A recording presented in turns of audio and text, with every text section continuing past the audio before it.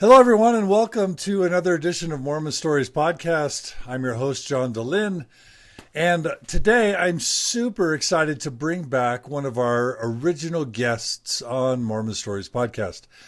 And Darron and I were just sort of noticing this. Darron asked how long ago it was that we did our first interview.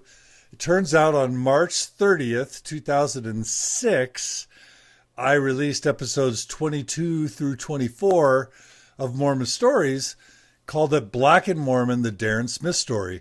And just completely coincidentally, it's now sort of March 2016. So Darron, we're in our 10-year anniversary of that first Mormon Stories interview. Yes. I believe it's fate. It's fate. They brought us together. This time around. So a lot. Surely a lot has happened since then. So it'd be nice to catch up. A little bit's happened on this end. I'm guessing some stuff's happened on your end as well. Indeed it has. So. All right, so we're here one of the main reasons we're here is to explore this book that I'm holding up to the camera for those of you who are watching on YouTube. The book is called When Race, Religion, and Sport Collide, Black Athletes at BYU and Beyond, by Darron T. Smith. And I've read this book, and I read it a while ago. Darron and I have had a bit of a back and forth in trying to schedule this time together. But so part of the purpose of this interview is to discuss Darron's book. So to talk about race, religion, and BYU athletics. We're going to talk about that. But personally, I want to talk and go a little bit deeper and broader. When I first interviewed you, Darron, way back when, I think I was thinking very specifically about our history as Mormons with the priesthood ban and kind of our history of institutional racism. And that was important to cover. And I wanted to hear your story about what it was like to grow up sort of in the church as a black boy and a black man. But since then, things have gotten, for me, a lot broader and a lot more serious and frankly, a lot bigger than just kind of race and Mormonism. So I do have a Ph.D. now, and I have studied a little bit about multiculturalism and diversity. So I've got a better understanding of all that than I did 10 years ago. But frankly, and I'm just going to start out by full disclosure, I'm terrified to talk about race in 2016. And I don't fully understand that, why I'm so scared, because I've always considered myself trying to be an ally, trying to be progressive, and, thinking of myself not as being a racist, although now I guess I've said it enough to know that that's a dumb thing to say, that we all sort of carry that. Even people of color carry racism in different ways. So, sure. But I'll tell a quick story just to illustrate the point. About 8 months ago, I was at Utah Valley University speaking, and I was speaking about, post-Mormons and, people who leave the church. And I made this comment that now I'm super embarrassed about, but I'm going to own it and I'm going to admit it. I was talking about how many post-Mormons consider the term anti-Mormon to be offensive. Because just because you leave the church, just because you don't believe in the church anymore, even if you criticize the church, that doesn't necessarily make you anti-Mormon, right? Sure. So I made the awful error of saying to a ex-Mormon, the term anti-Mormon is kind of like our N-word. And I think there was a part of me that knew that was probably not the best thing to say, but almost immediately the Q&A comes up, and my friend Misha, who's black, and she's getting her PhD at BYU, she said, "John, I just want you to know that's really inappropriate and offensive for you to say that." And she went on to talk about what that word has meant for centuries, and how it's tied to very severe, treatment and negative treatment, torture, slavery, obviously murder, all sorts of things, lynching. And, of course I felt bad. And of course I apologized to her in the moment. I thanked her, and I've worked really hard to never use that word again. But then something even crazier happened, which was that somebody caught wind that exchange had happened. And on Facebook, they posted, "Can't believe that John DeLynn, compared blah, blah, blah to the," and it was like a feeding frenzy. There were all these people who were just really, really eager to kind of give me a public lashing. And all that's fine, but it was just weird. The politics of discussing race are really intense. Obviously there's white guilt, there's ignorance, there's people posturing to be the best ally. And all this time, all these white people are doing all these crazy things. That doesn't necessarily help anybody make progress. It doesn't mean that our society is getting any better. So it's just super intense and complicated. And, you want to think that just because Obama's elected president or it's 2016, that everything's all better. But of course, we know with the Black Lives Movement and the way that the police sort of situations that have gone on, we've made some progress in the past 100 or 50 years, but gosh, we have so far to go. So it's so complicated and so intense that I'm kind of scared to talk about it. But you tell me, Brother Darron, I think we got to get over that and just talk about it, knowing that no one's going to be perfect and it's going to get messy. What do you have to say about all that? Well, I agree. I mean, it is complicated. It's a 400-year-old problem, so it's not going to be fixed. It hasn't been fixed over the last 50 years, despite civil rights legislation. We've got great civil rights laws in this country, but we don't follow them and enforce them much. And so as a result of that,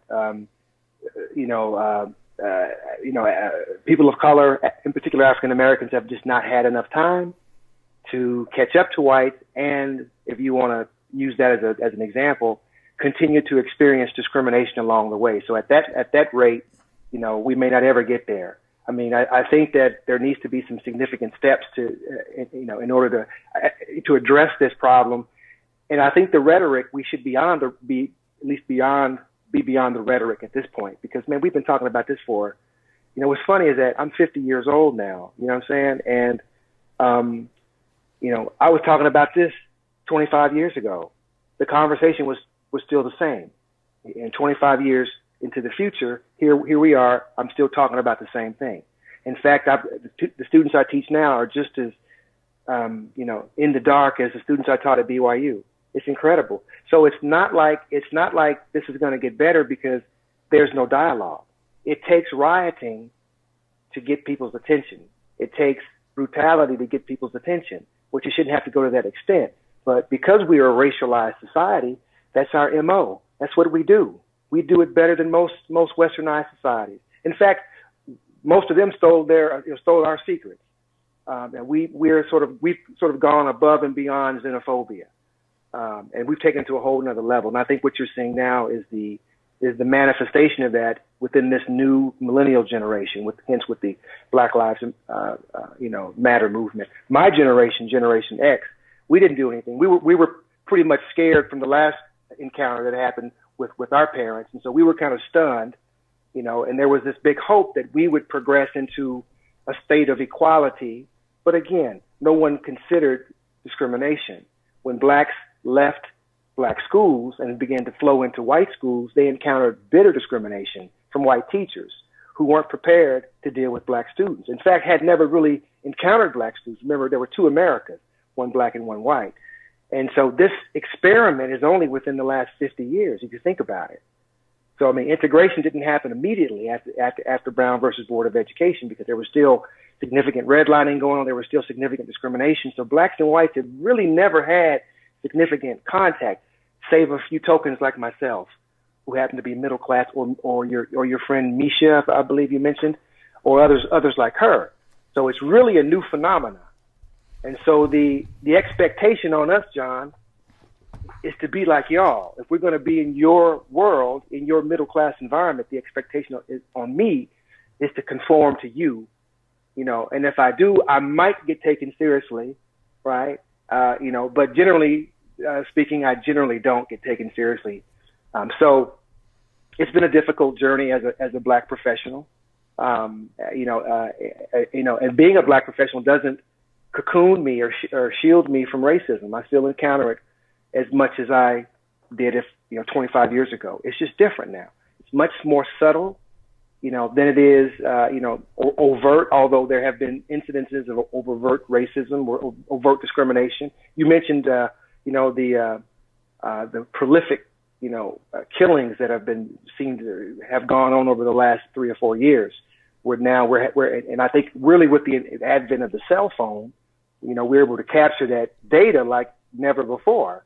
And so, I don't think that police officers can hide their ill-gotten deeds. So I think that technology has been very helpful. I think African Americans have always experienced, and also brown communities have always experienced police brutality. It's just over the last several years, the American public has been able to see it and be outraged by it. But this is an everyday occurrence for Black Americans. There's nothing new, So I hope that it opens up a dialogue and changes some, and I think it has. It's for the better. It's made it's caused departments to take a very hard look at their policies, and the degree of mistrust that persists amongst Blacks and police in general. So we have a long way to come. And you mentioned, we've come a long way, and I would argue it depends on how you measure, a long way. If you're referring to education, I would say we hadn't come very far at all. In fact, we've gone backwards in education. If you're talking about healthcare, I would say, no, we hadn't come very far. I think the death rate is still, Black Americans is still half of that is whites. So if whites are dying, at least in some areas, it's from 7 to 20 years, depending on the zip code. So that's still a problem. If you talk about Fortune 500 access to Fortune 500 companies, that's still an issue. If you talk about Black professionals in the academy who teach in the academy like myself, that's still a problem. So how about incarceration? Incarceration, huge one. That's a problem. So it depends on what you're measuring. Yeah. You can't look at me and say, or look at someone that's a professional Black person, then assume, oh, Black people are doing good because Darron looks like he's doing okay. Well, I'm catching hell every day as a Black professional. So, and I've come to accept that's just my lot in life. There's nothing I can do about it. I can talk about it. I can make people aware of it. I can teach and educate folks. I can write about it, but it's a systemic thing, and it requires systemic change that I can't do alone. And really, I would say it's not really a Black problem or brown problem. It's really a white problem. White Americans have to make significant inroads and recognize that, and I think suppress that pre-colonial urge to discriminate, and to let go of these xenophobic fears, of indifference that seems to be a part of the white experience. So until white people recognize that and take a cold, hard look at that, we're going to continue to have these issues. And so white people need to say exactly what you said earlier, John. I'm a racist. I live not because I want to be, but because I'm racist by default, because I live in a racist society that was formulated based on race as a salient factor. So as a white male, I benefit from that, right? I didn't crack the whip, but I didn't have to. I still benefit from it because of the way society set up the hierarchy, racial hierarchy. So when whites recognize that and come to terms with that, that has nothing to do with your abilities to be a good person or anything of that nature. It's a structure. The structure has to be demolished. And in order for that to happen, people have to get real about their own complicity in racist acts and racist, events, I would argue. Yeah. And I honestly didn't mean to infer that in truth we've come a long way. I think if we just sort of think about Martin Luther King and the Civil Rights Act of 1965, and maybe some of the progress we've made on just the ability to vote.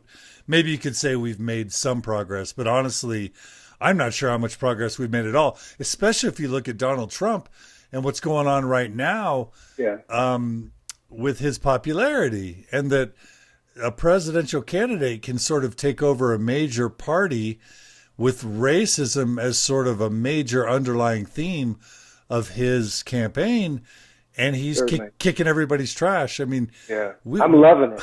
I eat popcorn every night watching it. I'm just loving to see how the party's imploding. So I'm loving it. Yeah. But hope he does win.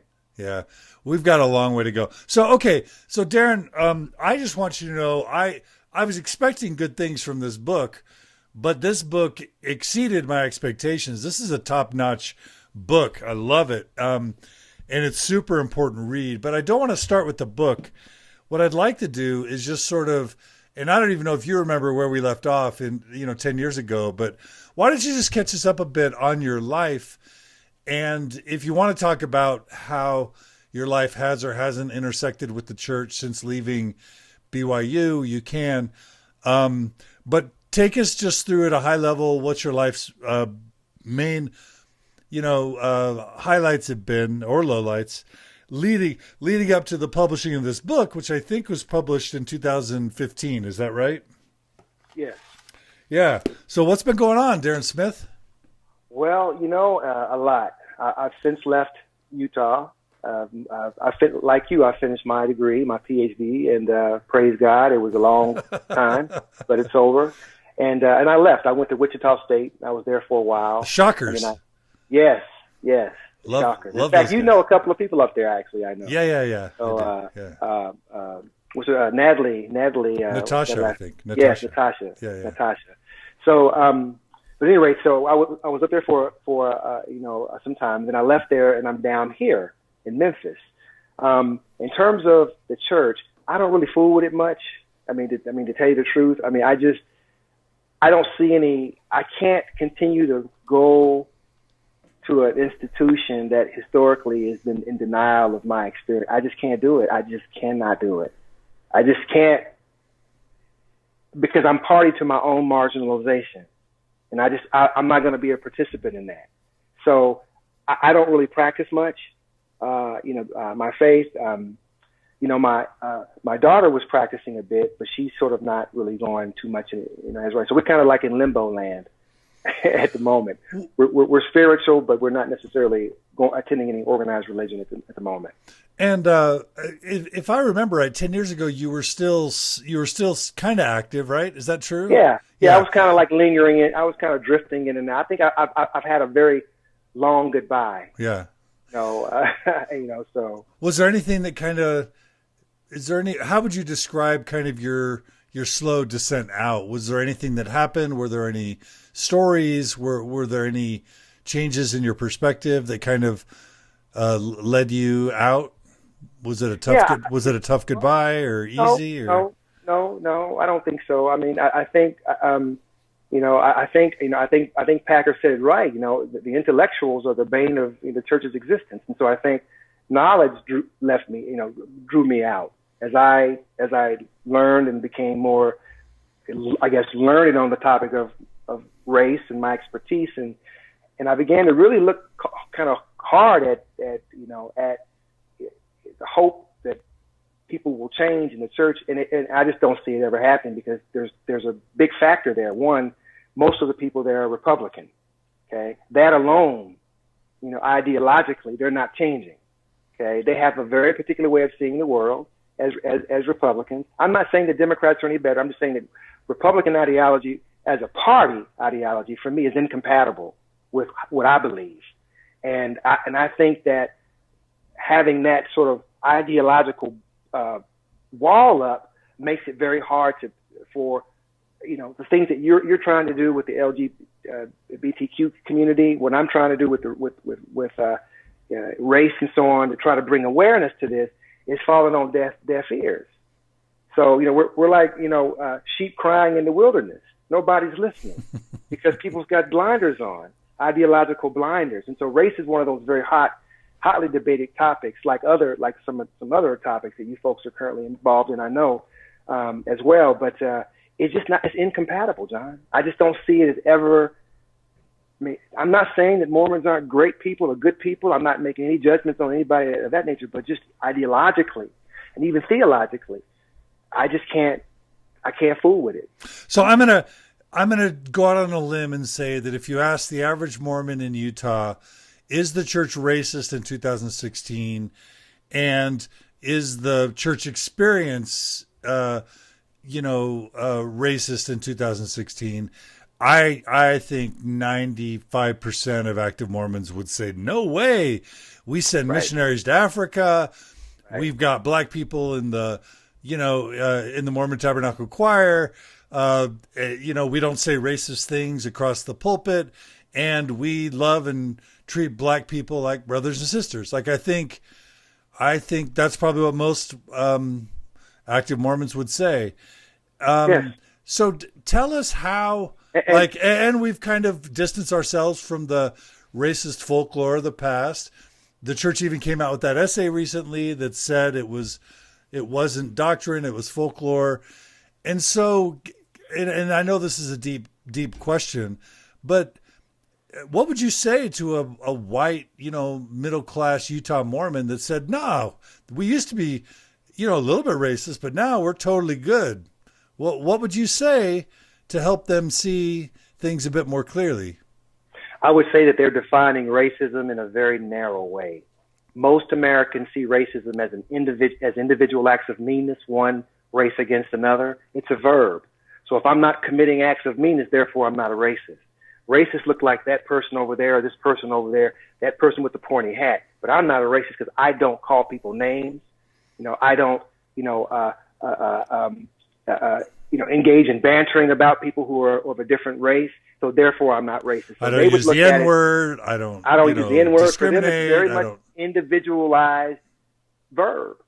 So they don't recognize that it's foundational, it's ideological, it's a lot of different things. But race speaks their experience, and they would say, well, how does it? Well, you married white people, right? Aren't you married to? Yeah, okay. You go to a predominantly white church, yes. Okay. You go to you belong to a predominantly white party, right? Yes. You live in a predominantly white area. You get my point. Our whole lives are situated around race, and we don't even realize it, right? We call it free will, right? Or free agency, if you will, right? But I'm arguing that it's not. It's structurally determined in the sense that society is, again, racialized, and we make decisions about racialized decisions all the time. We don't realize we do, but we make those decisions all the time. So that's how I would approach a white Mormon. I would say your definition is extremely narrow. If race is only about you and me, explain those things we talked about earlier, John. Incarceration, the crummy schools, the crummy healthcare, segregated cities, and so on. How do you explain that if racism is only about you and me? That negates this whole other structural process that's at work. And it denies, right? It denies the fact that race is controlling and shaping the destinies of these experiences of people who happen to be black, racialized as black. And I mean North American, indigenous African Americans, those who were transported across the Atlantic and whose ancestors live here. Not Africans, not Afro-Caribbeans, right? Who have a different cosmological orientation than African Americans do. And they tend to see race very, very differently. They tend to like white folks, right? Whereas African Americans are much more suspicious because of their histories, two different histories. Right. Okay. And I think we'll probably get into this a little bit when we start talking about your book. But what I hear you saying is that even if you don't use the N-word, even if you have a black friend or two, even if you, do everything you can not to discriminate and to treat everyone with love, just the fact that society has such awful disparity when it comes to education, to healthcare, to treatment by police, treatment in the academy, in the corporate workplace, the fact that society is still in such a bad place when it comes to race, and we're all part of that system. Right. It sounds like you're saying that implicates all of us, right? Yes. Yes. So I'll just clear the air. All white people are racist. I'll just clear the air. Okay. All white people. I don't care if they're good white people or bad white people or in between. All white people are racist. The reason is because whites receive the benefits of a racialized society. So I'm talking about structurally. I'm not saying that white people are out there committing acts of meanness and burning crosses on folks' yard. I'm saying that whites as a group derive benefits from living in a racialized society. Some folks call it white privilege, where you don't have to worry about the kinds of things I have to worry about, like police brutality, for instance, or being racially profiled, for instance, or having to defend the dignity of black folks in this book right here. So, and trying to bring voice to those who are voiceless, particularly those who are afraid to talk about their experiences for fear of retribution. And I'm talking about those inside the church, right? So God bless them, those that stay in. I don't criticize anybody. Do your thing, because I have deep empathy for many of my practicing Mormon colleagues, because I was there too. I gave it all. I gave it all my best. The best years of my life, I gave it. I gave it all, and I don't take anything away from it. I think it helped to make me who I am today. It gave me a hell of an education. That's for sure. Right. And to kind of draw that into the church, if you look at the leadership structure of the church, we had 3 apostles die, I think, in 2015. We had an opportunity to put a person of color in there. None of the First Presidency Quorum of the 12 have a person of color to date. Even in the quorums of the 70, they're very poorly represented. So in the leadership structure, obviously, we're not represented.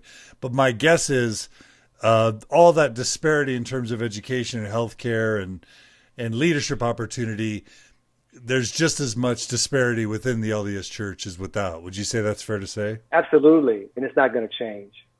I mean, the apple doesn't fall far from the tree. It's just not going to change. I mean, because again, ideologically, the brethren are going to call people to positions of leadership who think, look, act, and who are similarly educated as they are. They tend to be very conservative in their outlook on life, even though that they don't necessarily profess to be political in their selections. But we all know there's only like two Democrats who are more. I would even argue they're probably moderate Democrats like Claire McCaskill. But having said that, I don't think that we'll ever see any changes unless somebody who has some fortitude, might find somebody willing to coon, to fill those red seats. And I'm not sure if there's anybody on the horizon, but there might be. You know what? In fact, let me put a plug in for a good friend of mine who's actually a member of the church, who's a fantastic guy. His name is Rob Foster.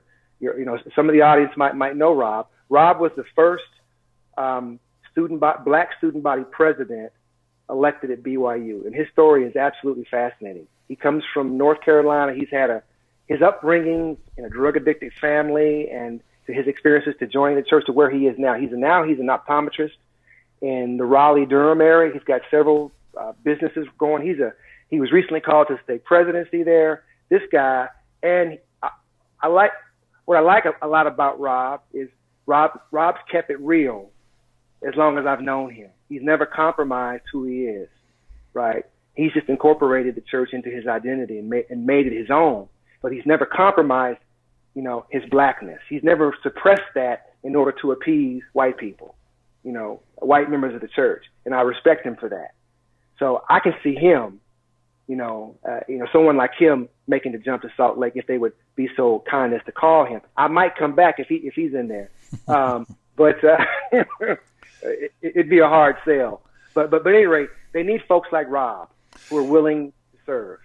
I'm reminded of something Gina Colvin, who's one of our podcasters, said once, which is even just putting people of color into leadership doesn't necessarily mean exactly right. that is an act of sincere progress, or that would lead to positive change, because it also depends on the type of the person that you put in and right. to what extent they're committed to and willing to fight for more equality. Is equality the goal? Is that what we're looking for? I think so. I think we have a responsibility to end, inequality in this world, whether it be racial, whether it be gender-based, whether it be whatever. We have a responsibility to end it. All forms of oppression, because if one group's oppressed, all of us are oppressed. And I don't see that as part of the church's mission, John. I've never seen it as part of their mission. I think their mission is to save souls, right? Not to be transformed by other people's experiences, but rather, to save souls. So it's a one-dimensional relationship, a one-sided relationship. So it's a losing proposition. And I agree with Gina.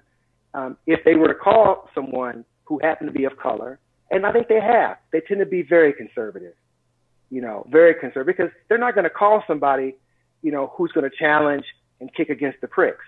It would be to their interest to do so. So I'm pessimistic. Yeah. I just don't see it happening. Well, let's jump into this wonderful book of yours. Is that all right? Absolutely. And I think it's important to begin. You begin by talking about racial frames. Is it okay if we start there? Do you mind explaining to our audience what that is, what that means? Sure. So racial frames are like cognitive cul-de-sacs, if you will. They're sort of predictable ways that we think. Folks are generally socialized to think in particular ways. Race is one way that people have been socialized to think about. So in other words, let me give you an example of a frame. These cognitive frames are triggered when you see or hear, or words trigger emotions, etc. So black, for instance, conjures up in people's heads a whole lot of things: evil, vain, lustful, etc. When we see black people performing in stereotypical roles, right, we tend to frame them as such. And these frames are historically founded or grounded in what the founding fathers created back in the 16th century. So during that time frame, moving forward, these ideas about blacks as cursed, these ideas about blacks as better athletes, these ideas about blacks as being more sexual, these ideas about blacks being more criminal, all of these ideas were historical constructions that have been pasted upon the bodies of blacks. Hence, they're called frames. Less intelligent, less capable, right? Absolutely. Right. And so part of my experience, John, when I walk into a classroom and teach, students already start with the assumption that I'm incompetent before I even open my mouth. Surely someone like you can't be doing this, because not that they're mean people, but they're borrowing ideas and notions that have been handed to them and that have been regenerated within society. So these frames are very, very hard to break. They're very hard to get at, but they do exist. I should have asked. So are you at the university right now? The University of Tennessee. Oh, wow. And I also teach at the University of Memphis. Okay, so are you faculty at Tennessee or? Yes, at the University of Tennessee Health Sciences Center in Memphis, Tennessee. Okay, excellent. Congratulations, that's exciting. That's an SEC school, right? Mm-hmm. Yeah, that's amazing. All right, so we've got these frames, and then you talk a little bit about systemic racism theory. Talk a bit about that and why you started with that in talking about BYU athletics. Well, I think it goes back to what we were talking about earlier. When people tend to look at racism as individual acts of meaning, it's a verb, right? So if I'm not doing this, therefore I'm not. And so racism, I'm arguing, is much broader than that. It's much more entrenched than that. It's much deeper than that. Systemically, it resides within institutions. The way in which policy was created, the way in which leadership constructs ideas around work, et cetera, all are rooted within race. I mean, the same thing is true in Hollywood when they're making movies and writing scripts. You don't see a lot of people of color, or you tend to see them as the sidekick, because that's not the worldview of the writer. So the same thing is true with this idea of race as a systemic issue. It's institutionalized.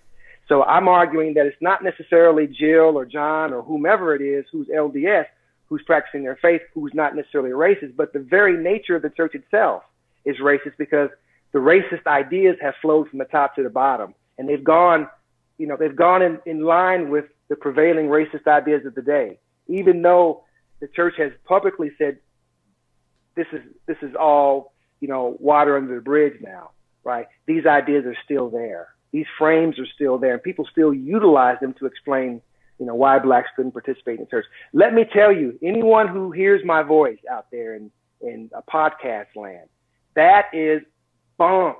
What is? Bunk. This idea that black people were cursed and that black people, were less than. It's not true. Don't believe it. Now, even the church denies that now, right? Well, they may deny it, but members still believe it. Yeah. They still believe it. Yeah, that's true. So I really enjoyed the extent to which your book kind of goes back into the history of, should we say blacks in athletics? Is that all right? Yeah. Okay. Yeah. And you even go back to sort of slave times. Talk a bit about the history that you kind of recount in the book. I'm mindful of, I've never been a Quentin Tarantino fan, but someone told me I needed to see a Quentin Tarantino movie. So I saw Django Unchained. Yeah. And I love the acting. I love the writing. But there's this scene where Leonardo DiCaprio is in his house and he's having a couple slaves fight each other. Have you seen that? Yeah, I saw that. Yeah. And it reminded me of some of the stuff you wrote in your book, just how from the very early times of America, blacks were used as more than slaves, and how athletics came into it. So talk about that for a bit. Sure. I mean, slavery was just another form of labor, another labor pool. And certain blacks were known to be, known to have athletic ability. They were known. Some slaves stood out on the field as being more athletic than others, and they would oftentimes get together and play games during their off days, if you will, or during times when they had as a family. So these blacks were often recruited by their slave masters, to participate in all sorts of things: boat oarsmen, prize fighting, horse racing, and track and field, bicycle racing, and what have you. But the most popular of all of these different sports that sort of propelled the black athlete into his role at the time was horse racing. A lot of people don't realize just how prolific blacks were in horse racing early on, from the late 1790s into the mid 1800s. I mean, it was a big business, and blacks had occupied that field. And if you were a slave during the antebellum period and you were an athlete and you had some skills and abilities, you had a little bit better experience, if that's relatively speaking, than the field hand or the house Negro, if you will. So although there weren't a lot of these athletes, but there were enough of them to have a history about them and to write about their experiences. Okay. And we don't really, correct me if I'm wrong, in terms of like organized, we kind of see organized professional athletics just in the United States really coming onto the scene in the 1900s. Is that right? I mean, whether it's professional baseball, professional football, professional basketball, that really is a 20th century kind of phenomenon, period, right?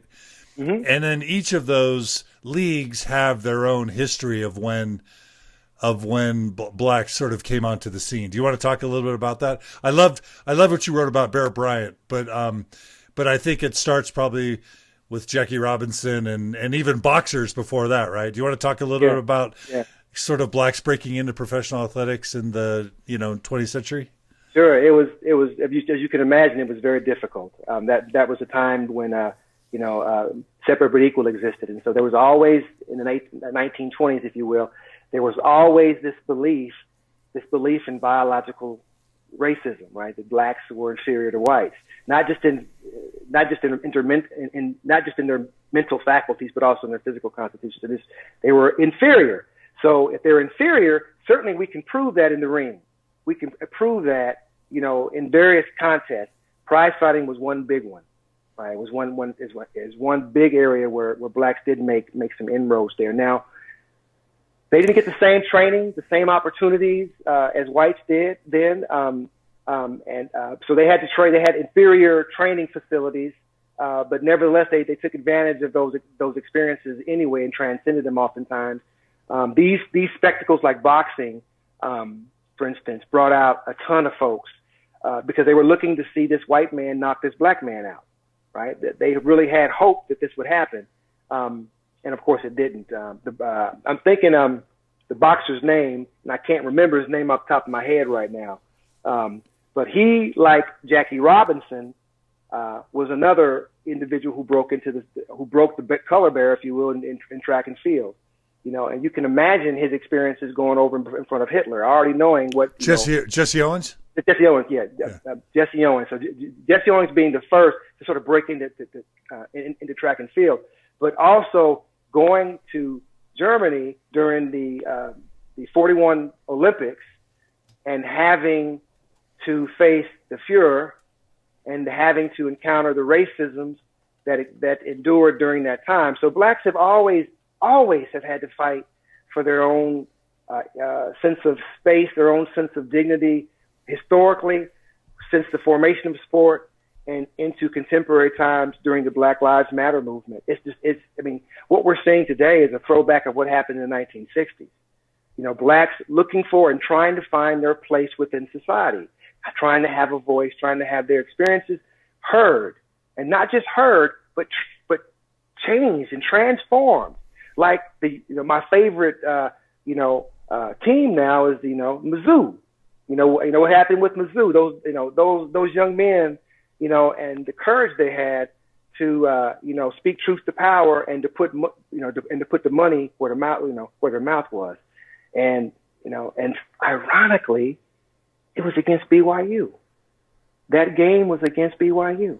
Yeah. So again, I don't know if you want to call it fate or serendipity, but it's interesting nonetheless.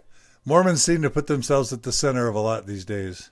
Yes, indeed. Jack Johnson was the boxer. I had to Google it. Thank you. Thank you, Jack Johnson. He deserves our naming him appropriately. So. Oh, he sure does. Yeah, he sure does. And whether it's him or Jackie Robinson or whoever, that's one of the fascinating things about 20th century professional athletics. Now, one part of your book really blew me away, and I want you to tell me if I got it wrong. But as I remember reading through your book, I actually, two things. The first thing that really blew me away is that you seem to indicate in your book that it's a myth that blacks in general are more athletic than whites. Now, did I get that wrong?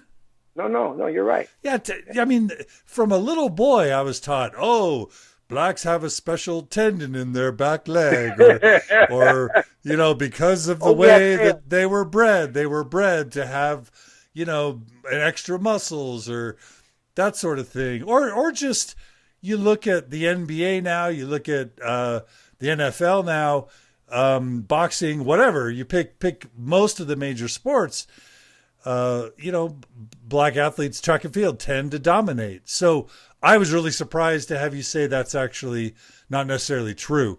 Talk about that.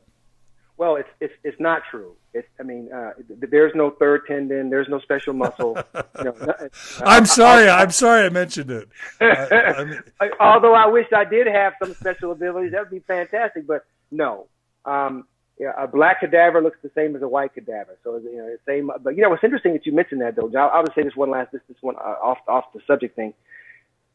Not 6 years ago, I taught at BYU. Maybe 6 or 7 years ago, I taught there, and that was one of the questions I would ask students. I would say, is there a special muscle, or are blacks more biologically gifted athletes than whites? And you'd be surprised how many students would say yes, they are. Yeah.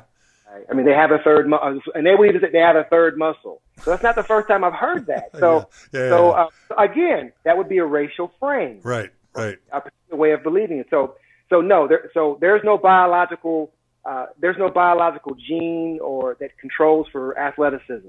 There's a whole lot of interaction between genes. It would take a lot of research to be able to isolate a gene if it did exist. I don't think it does exist.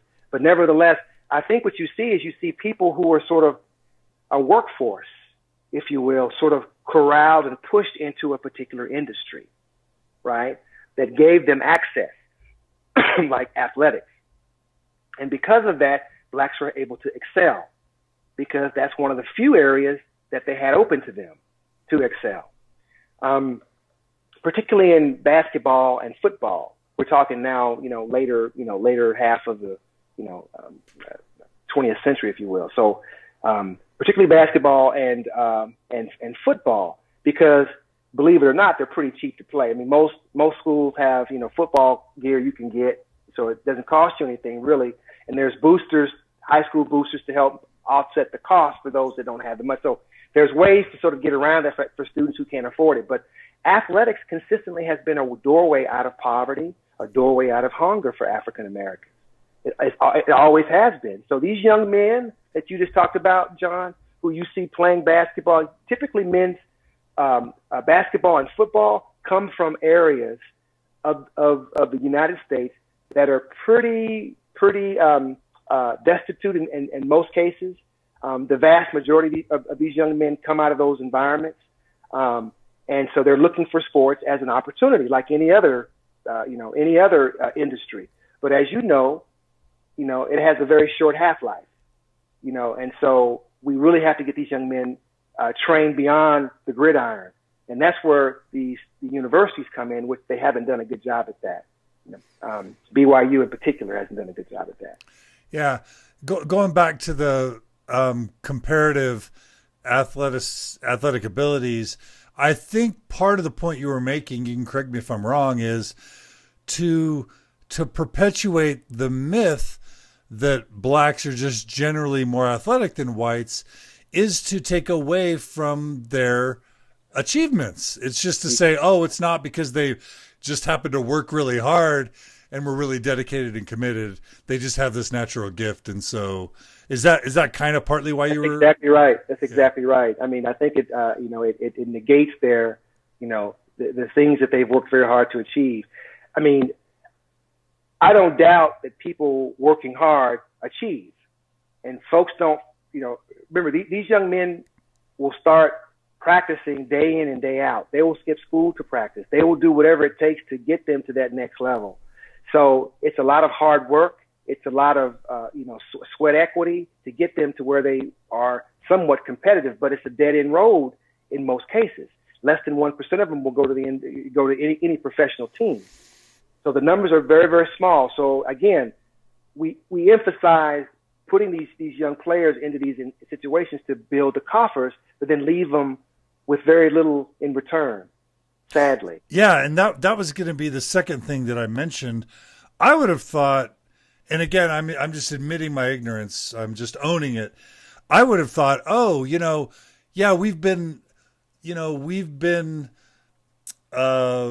unkind and unfair and racist to blacks over the past several centuries, but professional athletics has been, the one exception where that's been really awesome, where they've been able to have lots of opportunity and financial gain, and what a shining star on an otherwise really black, or I just did it, on a really and this shows sort of the history of how words have been used and associated in ways that are bad. This so I'm catching myself. So on a really unfortunate history of discrimination, that professional athletics would be the shining star of opportunity. But what you're arguing in the book is that maybe professional athletics has actually done a great disservice to people of color in the United States. Is that kind of what you're saying? Yeah, absolutely. Talk about that. I think, John, it's an exploitative industry, because it takes and takes and takes, but gives very little back. Now, some of your audience will say, well, we got to get a free education. Or they get really rich if LeBron James is really rich, right? I mean, for all the audience, the numbers are very small. We're talking, maybe less than 1,000 people. So it's a very, very small industry. And so to put all your hopes and dreams into one thing is really not good. It's certainly not good. So, man, we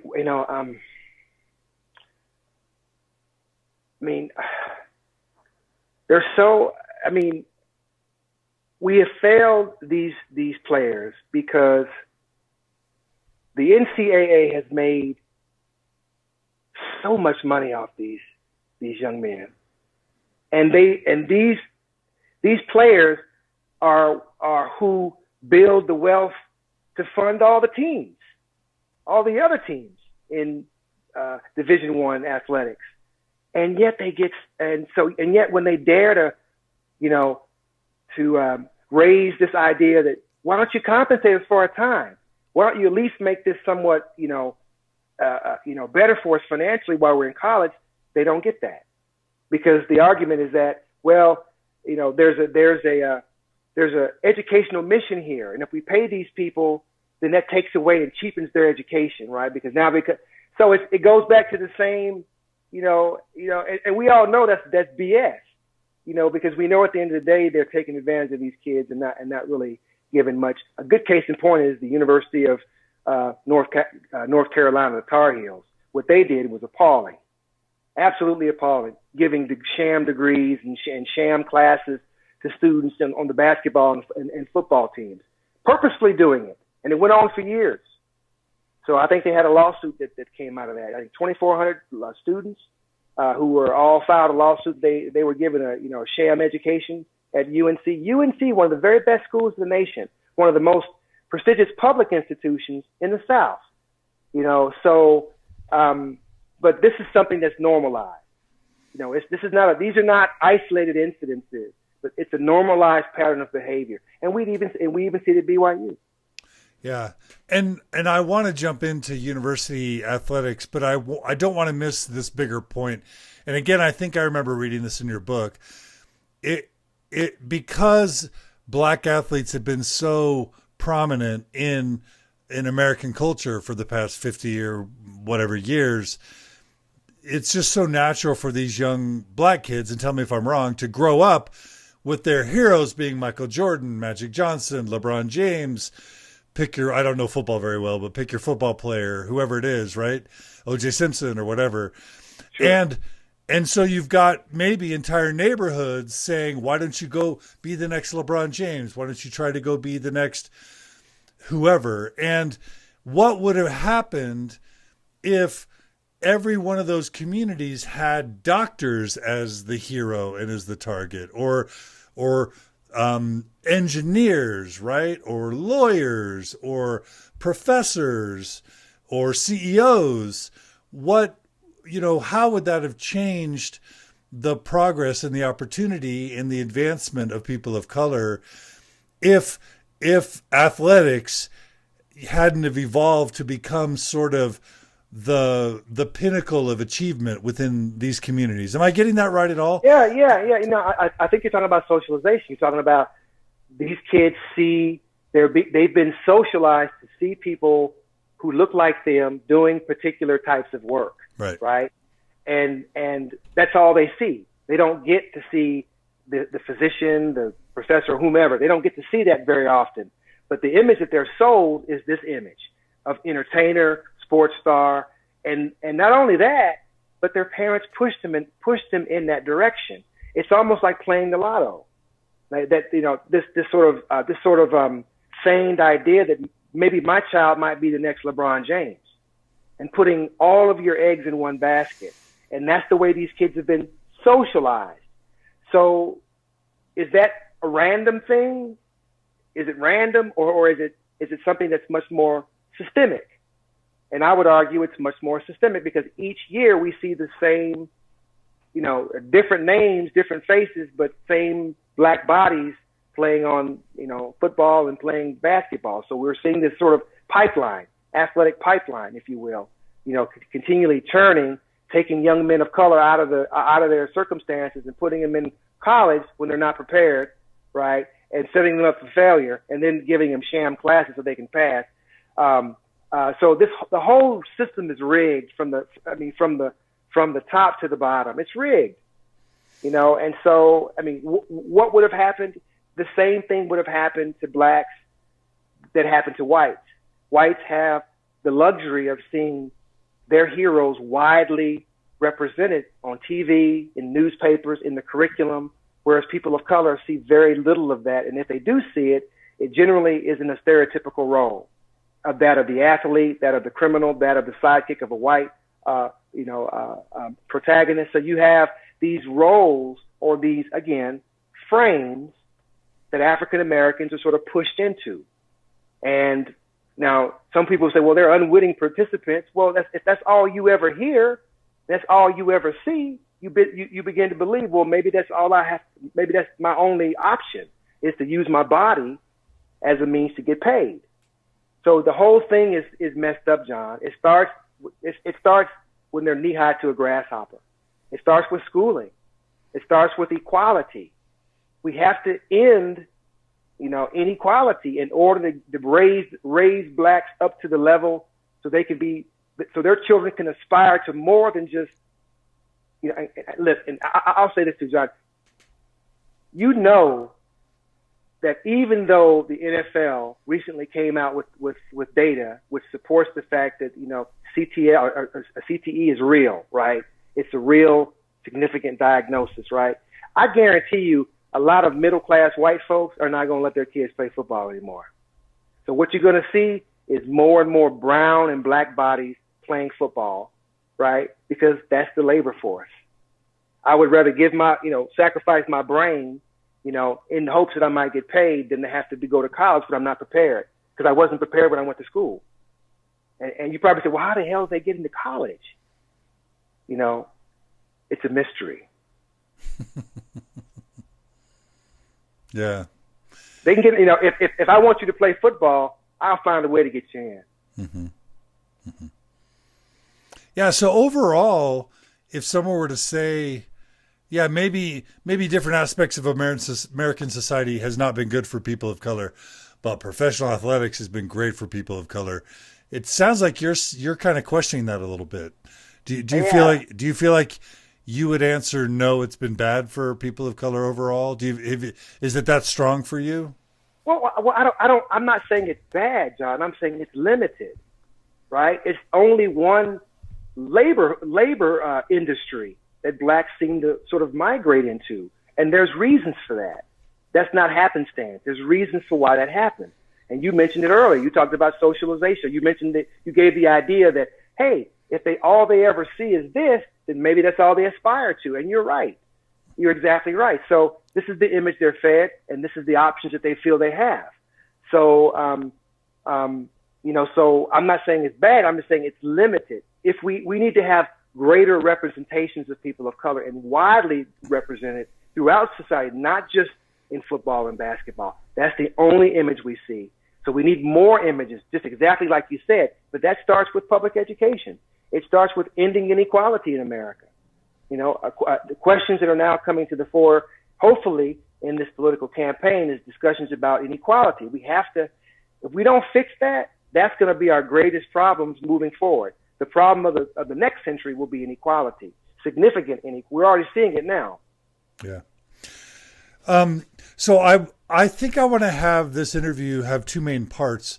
The second part really focusing on BYU and Sure. its honor code and its history and treatment of black athletes. But I think it's one of my favorite parts of your book is how it talks about kind of the student revolts of the 60s and 70s mm-hmm. that kind of led up to the church in 1978 changing its policies about blacks.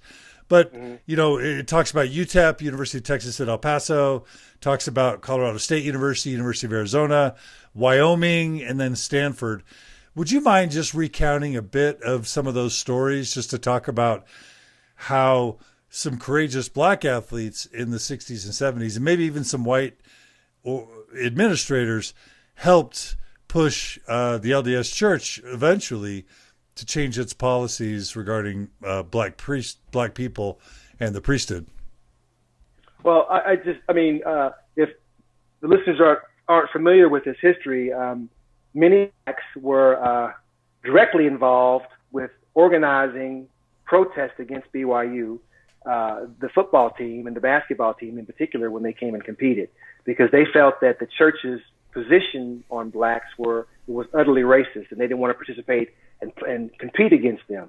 The schools in the Pac-10 or in the Pac conference then were very, very responsive to the athletes, much more than other places were.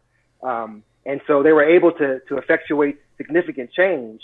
And again, one of the ways they did it was simply protest with armbands, protest their disdain for BYU athletics, and trying to draw attention to the fact that the church was racist in their eyes.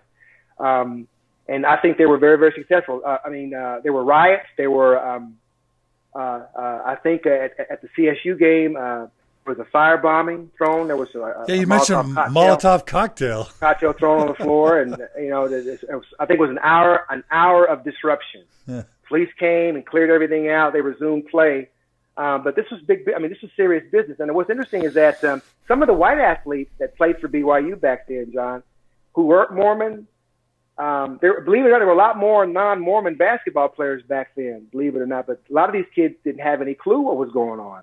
They had no idea the Mormon church's position on blacks, or they didn't know the theology a lot, so they were sort of taking heat for the church when they weren't even members of the church. So, but many schools participated in this overall attitude of sort of disrepute against BYU, particularly the schools on the West Coast.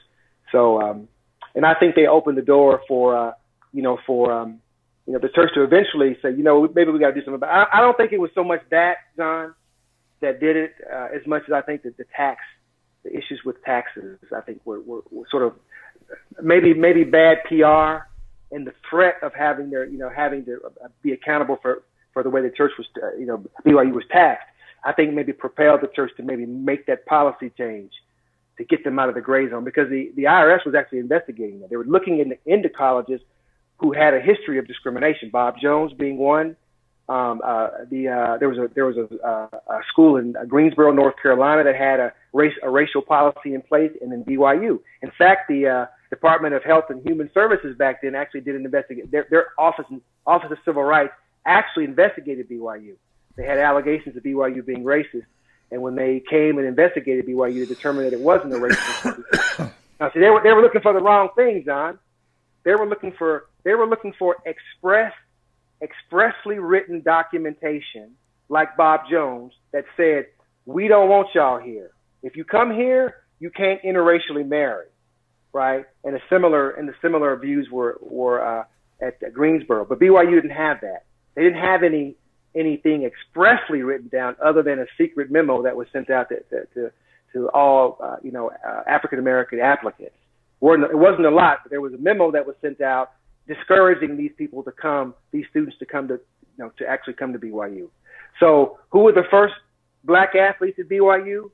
Who were the first students at BYU? Okay. They were actually Africans. They came in the 50s, but they actually left. The second wave that came in were athletes. So they slowly trickled in, and of course, as the church began to expand its proselytizing scope in the U.S., a few more blacks started to trickle into BYU, around the early 70s and 80s. But didn't your book mention that the president of Stanford University at some point just said, mm-hmm. we're not going to play BYU anymore? Yep.